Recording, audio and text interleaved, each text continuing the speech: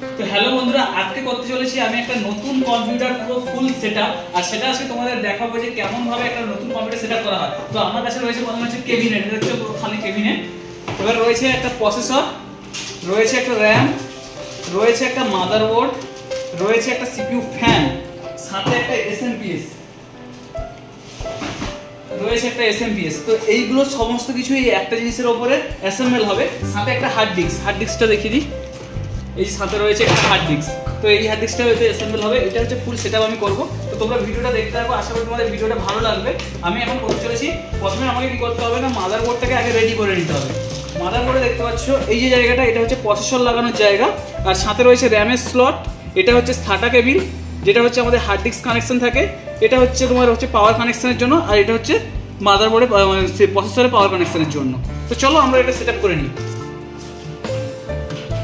তো দেখতে পাচ্ছ এখানে হচ্ছে প্রসেসর লাগানোর জায়গা, এখানে আমি প্রসেসরটাকে অলরেডি ফিটিং করে নিয়েছি। এর ভেতরে কিছু ছোটো ছোটো পিন রয়েছে, এই পিনগুলো যাতে না বেঁকে যায় সেটা দেখে তোমাদের লাগাতে হবে। এটা হচ্ছে আমাদের ব্রেন বলতে কম্পিউটারের ব্রেন প্রসেসর। তো এটা হচ্ছে আমরা এখন লাগিয়ে দিলাম প্রসেসর।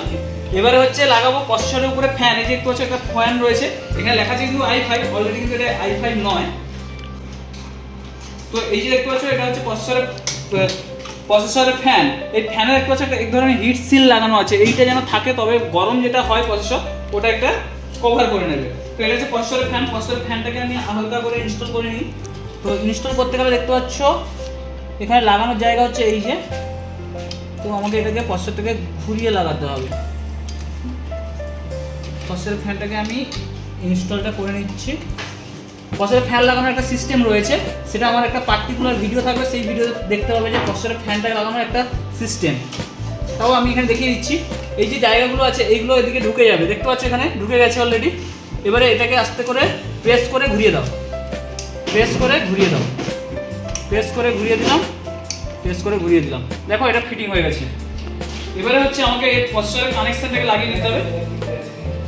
পরে অলরেডি প্রসেসর লাগানো কমপ্লিট। এবারে আমাকে ইনস্টল করতে হচ্ছে র্যাম। এই দেখতে পাচ্ছ র্যাম, আর র্যামের এখানে দুটো স্লট রয়েছে, দুটো স্লটে একটা ঘাট দেখতে পাবে। এটা হচ্ছে DDR3 মাদারবোর্ড, তো সেখানে একটা দুটো ঘাট দেখতে পাবে। এই ঘাটটা তোমরা র্যামেও দেখতে পাবে, র্যামে দেখতে পাবে একটা কাটা। আমি র্যামটাকে খুলে হচ্ছে র্যামে একটা ঘাট রয়েছে, এই ঘাটটা এখানে মাদারবোর্ডেও রয়েছে, তো সেটা দেখে তোমাদের লাগাতে হবে। আমি একটু দেখিয়ে দিচ্ছি। এই দেখতে পাচ্ছ ঘাটটা রয়েছে, ঘাটটাকে মাদারবোর্ডের সাথে জাস্ট অ্যাটাচ করলাম, দেখবে ক্লিপ হয়ে গেল। এবারে আমার মাদারবোর্ড লাগানো ফুলি কমপ্লিট। এবারে ডেস্কটপে মানে যেটা হচ্ছে আমাদের ক্যাবিনেট রয়েছে, এটা হচ্ছে ক্যাবিনেটে আমাকে সেটআপ করতে হবে। ক্যাবিনেটে সেটআপ করার আগে আমাকে যে এসএমপিএসটা রয়েছে সেটাকে আগে ক্যাবিনেটে ভালো করে লাগিয়ে নিতে হবে। এটা হচ্ছে এসএমপিএস এর পিছন থেকে দেখি অনেকগুলো তার বেরিয়েছে। এই তারগুলো তোমরা খেয়াল রাখবে যে এখানে অনেক রকমের তার রয়েছে, এর জন্য একটা পার্টিকুলার ভিডিও দরকার। সেই পার্টিকুলার ভিডিওটা আমার চ্যানেলে পরে তোমরা দেখতে পেয়ে যাবে। তো এখন পার্টিকুলার ভিডিওটা আমি বলছি না, জাস্ট আমি এখানে ইনস্টল করে দিচ্ছি।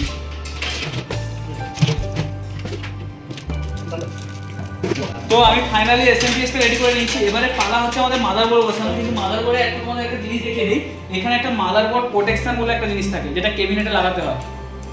তো সেটা আমার কাছে বর্তমানে নেই, কারণ এই মাদারবোর্ডের ভিতরে দেয়নি, ঠিক আছে। তো যাই হোক, আমি এখন এটাকে এমনি সেটআপ করে দিচ্ছি। তো এখানে দেখতে পাচ্ছ ঠিক করে বসিয়ে দেবে, এখানে দেখো স্ক্রু জায়গা দেওয়া আছে। তো আমার কাছে স্ক্রু রয়েছে, আমি স্ক্রুগুলোকে লাগিয়ে দেবো মাদারবোর্ডে।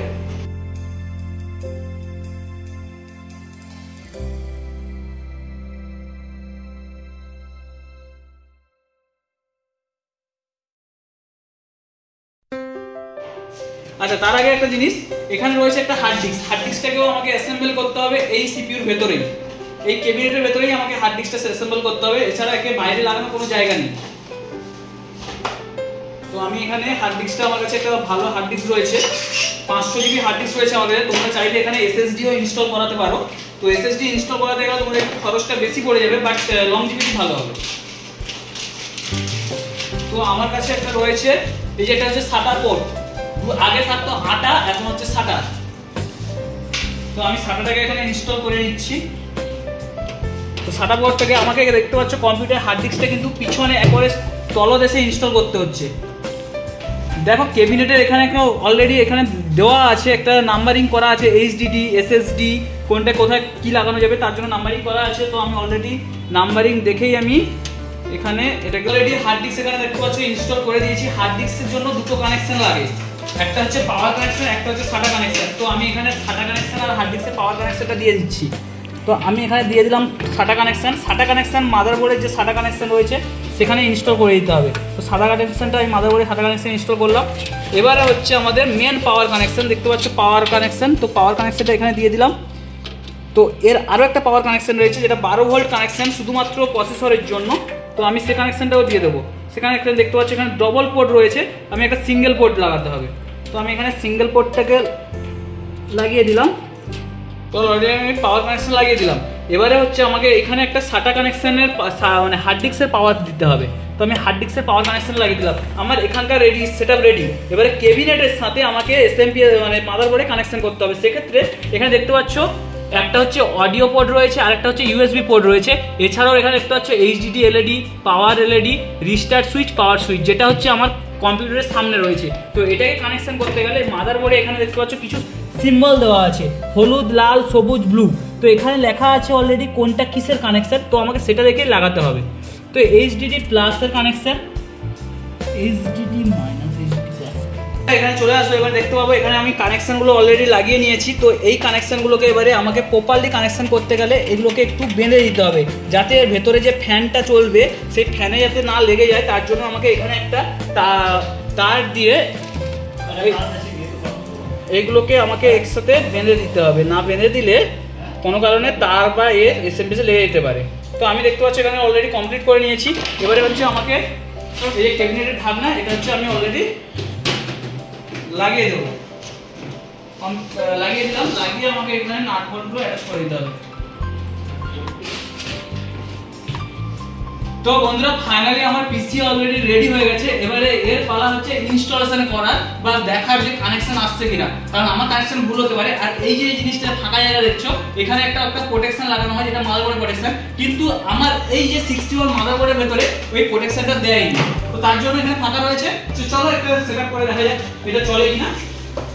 তো বন্ধুরা এবারে হচ্ছে আমাদের কানেকশনগুলো লাগিয়ে দেবো। এটা হচ্ছে পাওয়ার কানেকশনটা আমি SMPS এ দিয়ে দিলাম।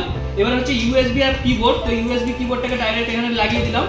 এবার হচ্ছে আমাদের ডিসপ্লে কানেকশন, এটা হচ্ছে VGA কানেকশন আছে, VGA বলছি HDMI কানেকশন আছে, তো HDMI লাগিয়ে দিলাম। এবার হচ্ছে আমাদের